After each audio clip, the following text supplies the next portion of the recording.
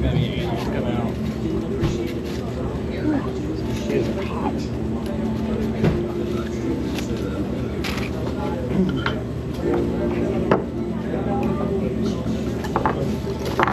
So, I had a Mexican restaurant, getting some dinner, decided to forego the freeze-dried food tomorrow. But I wanted to take this opportunity to tell the story about how I got this motorcycle. So basically, Keith and Brian decided that they wanted to influence me negatively, and that's the case I'm sticking with, but to buy a dual sport. So looking around, I was looking at all your typical motorcycles, decided on a CRF. Found a CRF 450L on Facebook Marketplace. Oh, the really bad one? And the pictures looked okay. And it was a good price, but it was a 6-hour round trip drive for me. And I said, before I go, just so you know I'm driving this huge distance, please disclose everything that is wrong with this thing. Cosmetically, mechanically, because I don't want to make this drive. And he sent me a lot of details, so it seemed like he was legit. So he's like, okay, we're gonna do this. We negotiated. I drug my elderly father and my son down with me. Get there. Not that this is a thing, you know, a big deal, but it was a rundown neighborhood. The thing had obviously had no storage. It had been sitting outside. First thing I noticed is that the rear wheel is missing 2 spokes and 2 of them are dented. Really? Immediately, red flag, didn't disclose it. He's like, oh, I didn't even notice that. But he had just told me he replaced the rear tire, had a new rear tire on it. So I said, how did you replace the rear tire and not see this? And he's like, oh, well, they come loose sometimes. I'm like, yeah, but that doesn't, coming loose doesn't mean bending and like Missing, right? Yeah, great, thank you. So then I go to turn it on. And especially with Brian's whole instance with the lack of odometer working. So one of the first things I look at is the display. The display's not working. He's like, oh, I didn't, that just happened. I just rode this the other day. We pulled the seat. It did have the ECU installed, the exhaust and everything was there. But when we pulled the seat, it was all dirty on the inside, which isn't a big deal for like dirt bikes, but it was basically, I'm just trying to paint the picture that this bike was not taken care of. So, my mistake, I forgot to bring tools with me. We had to go to the local auto shop, get tools to come back to pull the seat. So backtracking a little bit, he said he didn't have tools. So we drove to the auto store, got tools, and then he magically had tools when we needed a socket. He tried to tell us he didn't have tools. So we went and got the tools, pulled the seat. He didn't want us looking. Pulled the fuses. Fuses were good. No explanation on why this thing. I looked at all the wiring. Wiring was fine. No signs of corrosion. So then I'm like, I don't know if I want this bike, but we drove this far. Let me test ride it. The front and rear brakes are squeaking like crazy. I pull around, get into second gear, it won't shift out of second gear. So I turn back around and pull up the helm, holding in the clutch, never released, then the bike just dies. It will not get out of second gear. It's stuck. So basically, this guy drags me down there for no reason. I'm like, I got in the car, I talked to Dad. I was like, Dad, I'm sorry for dragging you down here, but I think I need to walk on this bike. And he agreed. He was like, this guy is sketchy, blah, blah, blah. So we bounce, bail on the deal. I get home, and I let Brian and Keith know, I'm telling them I might not make the trip. So Brian starts looking at Facebook Marketplace. He finds another CRF that was posted 8 hours prior. And this thing is immaculate. Granted, it was a little bit more money, but it was not only immaculate, it was on the way home from where I was driving from my parents' house. and I already had a trailer hooked up. Was basically ready to buy. I had a pocket of cash, like burning a hole in my pocket. So I start. So that's the bike I'm on now. But long story short, I start talking to this guy, and I'm telling him the whole story and why I'm rushing to buy this motorcycle. And he was like, "Oh, is that CRF?" He knew the bike I had just looked at. He said that when he talked to the guy, like a week prior, the guy disclosed to him that the display wasn't working. He knew. So he knew it wasn't working, but he tried to tell me he didn't know. So the guy was a liar. Super sketchy. Yeah, super sketchy. New guy was awesome. This bike is immaculate. It's got a ton of mods to it already. Basically, a lot of things that I would already want to do. It's done, and that's where we are now. And I'm on this trip because of it. Now the bike's not that immaculate anymore. Now the bike's not immaculate. Now it's covered in gravel dust.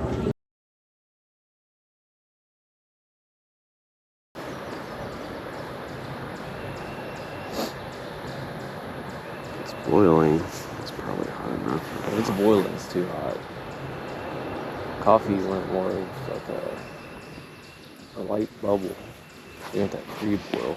I think it's boiling. You can't hardly drink it.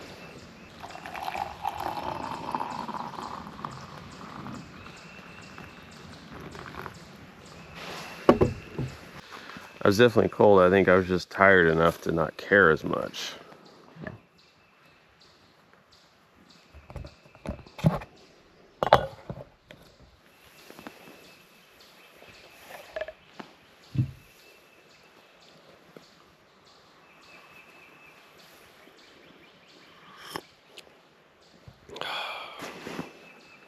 It's not bad.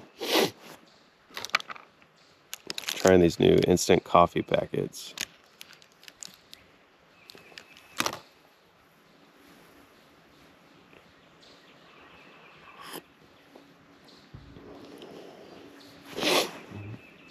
Nothing in it. No creamers or anything.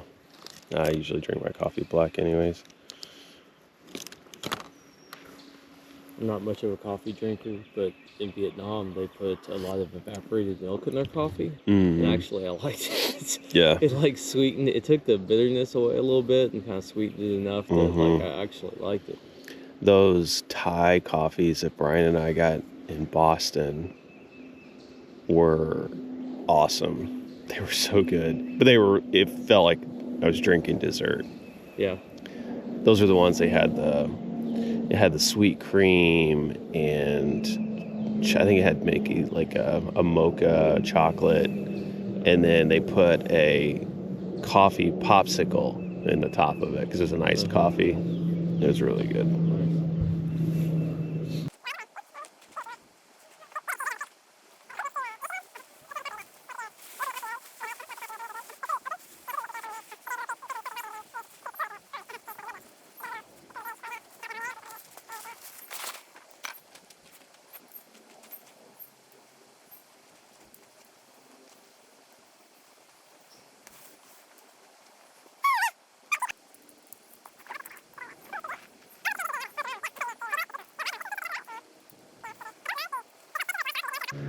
All right, so we just wrapped up at camp. I didn't get this on camera, but I did want to show one thing I've discovered is that my shift lever was a little bit too low for my boots. So we adjusted that a little bit higher, gonna test that out. Other than that, bike's been holding up well. No other signs of oil leak, so I think we just had a cross-threaded loose dipstick on our situation, rather. Now we're gonna head out and go to our next destination. All right, change of plans. The shifter apparently is too high up. Now I can't get above neutral, so we're gonna have to adjust it again. Here in the wheel directions over the years, so it's real faint. It's like your old noise. You gotta connect it.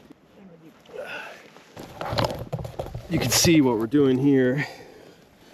Right there. I think we're hitting right here is the problem. That's why it's not wanting to shift up. It's hitting it though. Right there. Yeah. You may be stuck keeping it low. Still Definitely hitting it. About as low as That's I can it. get. That's it. That's it.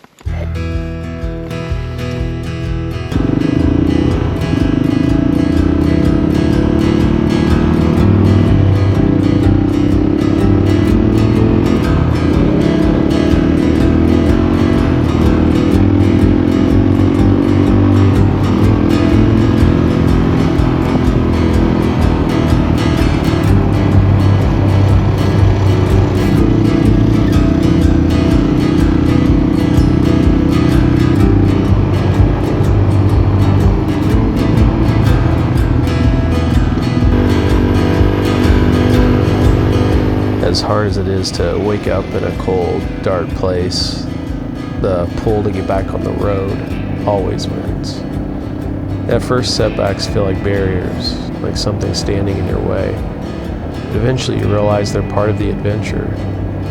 More often than not, it's pushing through those moments that makes the whole experience worth it.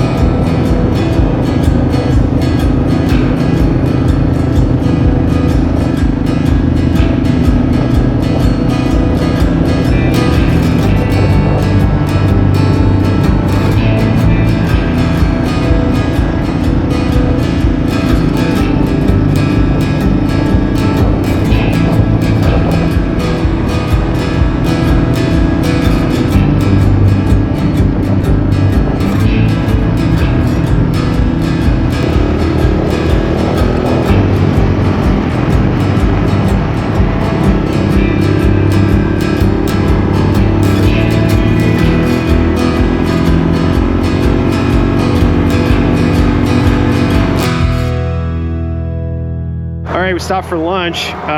Crisis 3 averted. I lost my phone, and we just spent an hour searching for it. Found out it was on the side of the road. Thank you, Brian, for finding it. And by the way, Find My iPhone does not work very well if you have no service. So just a little FYI, but we're here getting some lunch, then we're hitting the road again.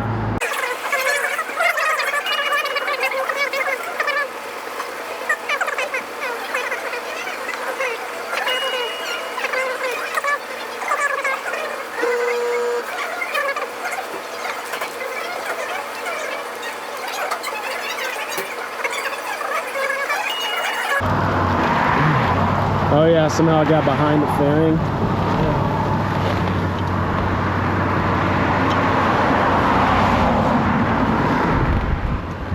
That's nice that it's a quick detach like that.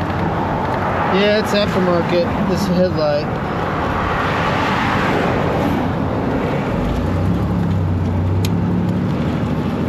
Just uses these rubber bands.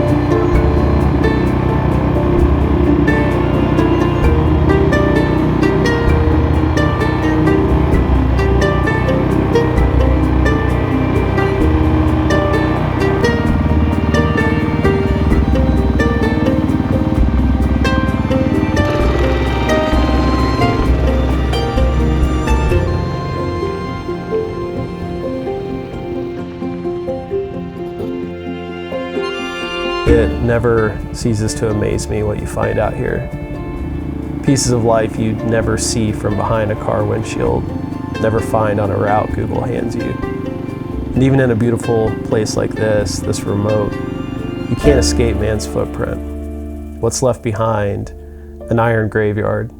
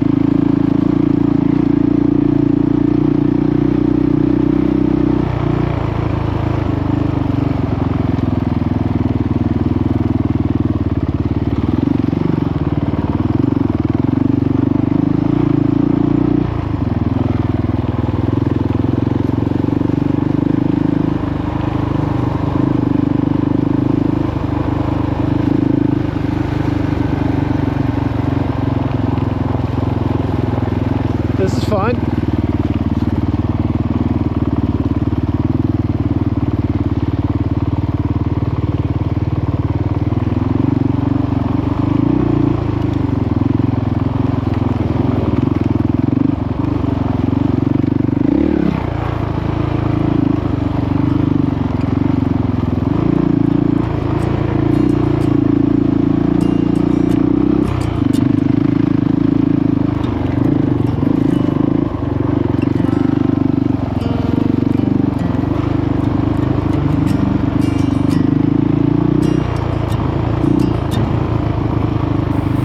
I've always appreciated those short breaks in the middle of the woods.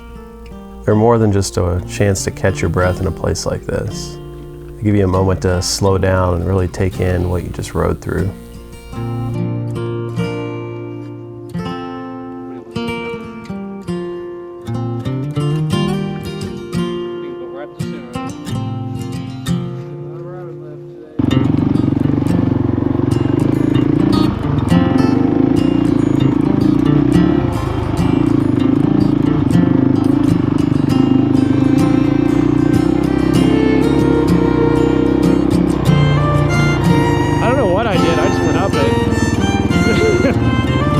I just thought, oh, that looks okay, and I just went.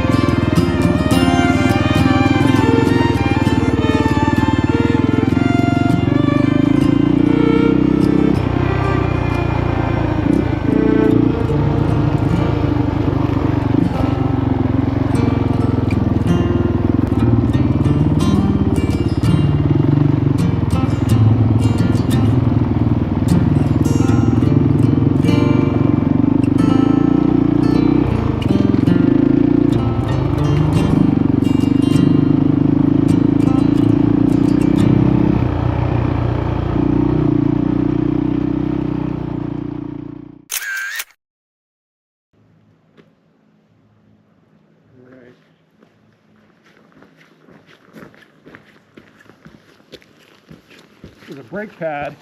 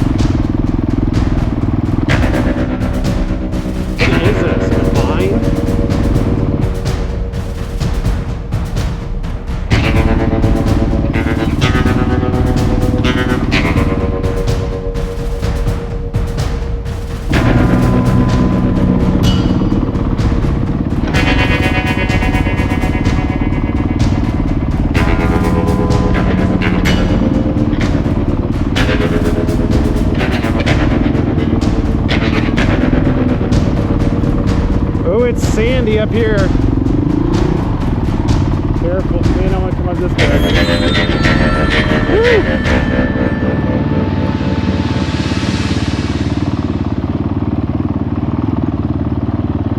This is crazy. This goes back.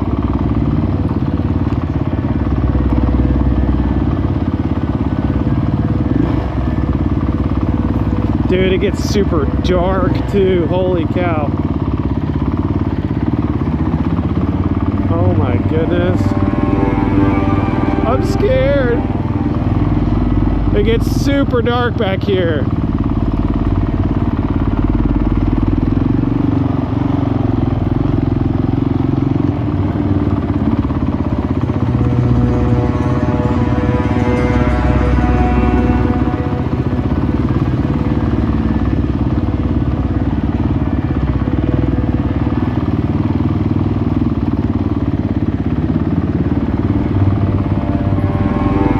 Yeah, I go that far back right corner around where I was. I didn't go all the way back. I didn't know if it ended or not. Like back there. Looks like there's light coming in from over there. No, I mean, you have to go around. Let's go around that other side, look at that corner, and then let's get a photo. And I might get some long shots from outside.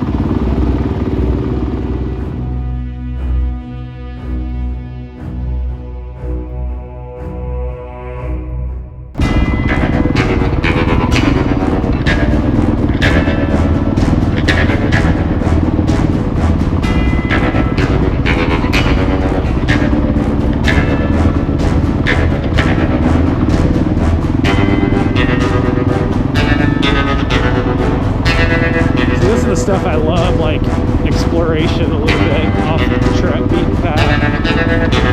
Yeah, how far does that right side go? Does it go back farther?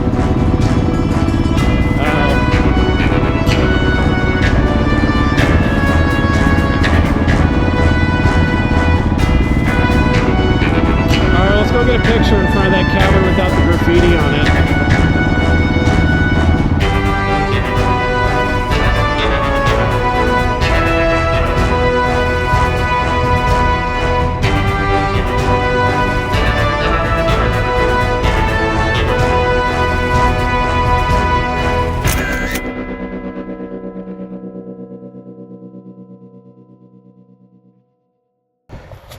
So apparently we found an active train tunnel as well.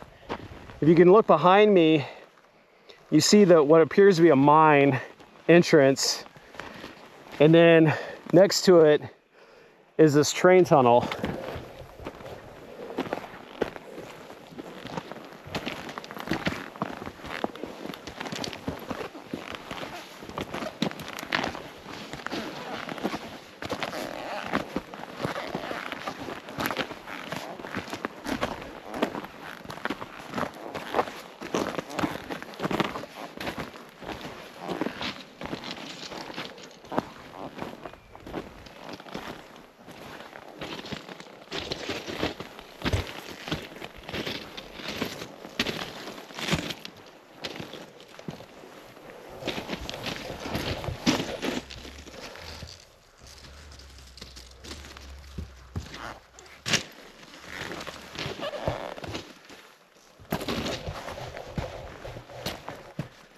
How cool is that?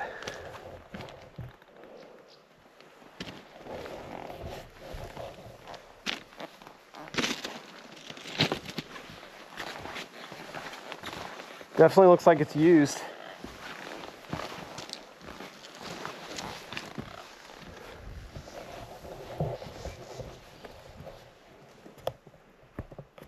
Don't get your boots stuck like an old Western movie.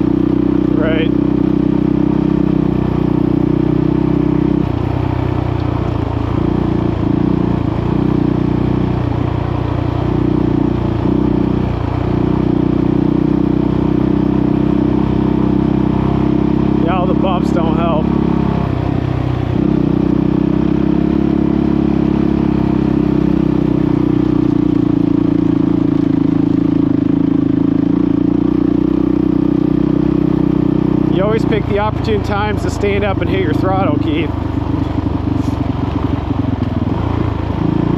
Yeah, that's what I'm talking about.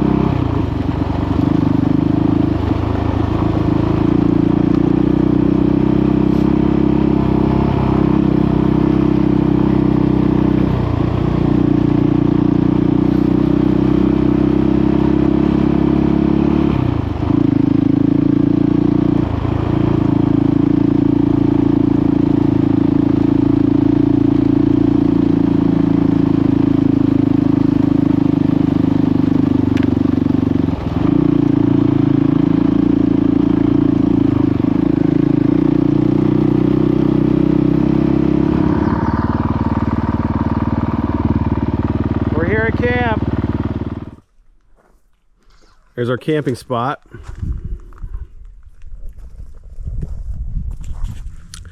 We're so tired that forgot to film. So we just had some freeze-dried meals. That's the name of the game tonight. And then we're going to just enjoy the fire.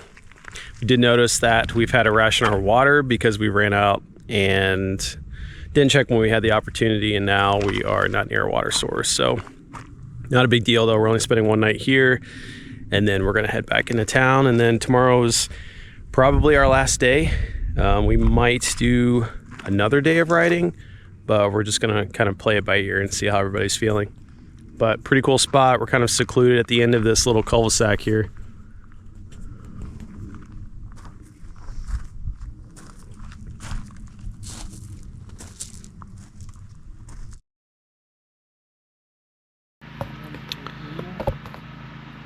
All right, it's bedtime. It's about 10:30, and still not quite sure what we're gonna do tomorrow, but I think we're gonna stick to the plan, and then if we have excess time, we're gonna do some more specific trails.